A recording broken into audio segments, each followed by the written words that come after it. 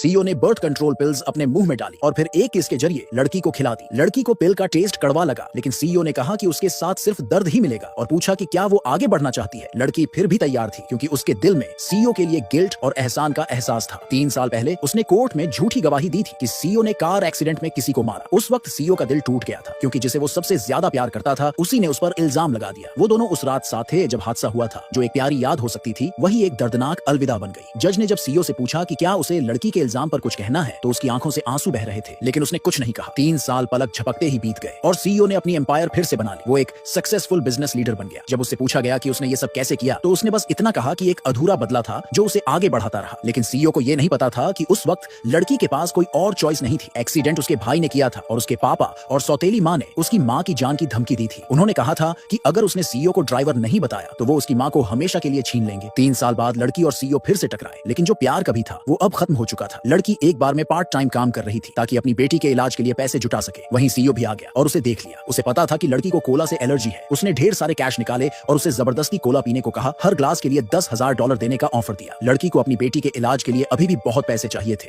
इसलिए उसने एलर्जी की परवाह किए बिना एक के बाद एक ग्लास पीना शुरू कर दिया। धीरे धीरे एलर्जी का असर दिखने लगा, लेकिन वो रुकी नहीं। सीईओ के फ्रेंड्स को लगता था कि लड़की ने उस पर पैसे के लिए झूठा इल्जाम लगाया था। गुस्से में उन्होंने नोटों की गड्डी उस पर फेंकी और कहा कि निकल जा यहाँ से। लेकिन सीईओ ने उन पैसों पर अपने पैर रख दिए। वो उसे सबके सामने नीचा दिखाना चाहता था, क्योंकि वो 3 साल जेल में रहा था। वो हर दिन जैसे मर के जिया और ये सब उसी लड़की की वजह से हुआ था। लेकिन उसे आज जो बेइज्जती मिली वो भी सीईओ के लिए काफी नहीं थी। उसने मन में ठान लिया था कि वो हिसाब बराबर करेगा और लड़की को कहा निकल जा। घर लौटकर लड़की ने फौरन एलर्जी की दवाई ली, लेकिन उसका दिल टूट चुका था सीईओ की बेरहमी से। तभी उसकी बेटी के रोने की आवाज आई। बच्ची कह रही थी कि उसके पूरे शरीर में दर्द हो रहा है। लड़की ने उसे गोद में उठाया और हॉस्पिटल के लिए दौड़ी, लेकिन कोई भी ड्राइवर उन्हें ले जाने को तैयार नहीं था। उसी वक्त सीईओ की गाड़ी वहां से गुजरी। ड्राइवर ने माँ बेटी को देखा और सीईओ से पूछा कि क्या वो उन्हें लिफ्ट दे दें, लेकिन सीईओ ने मना कर दिया, क्योंकि जेल में बिताए 3 सालों ने उसके अंदर की सारी रहमदिली खत्म कर दी थी।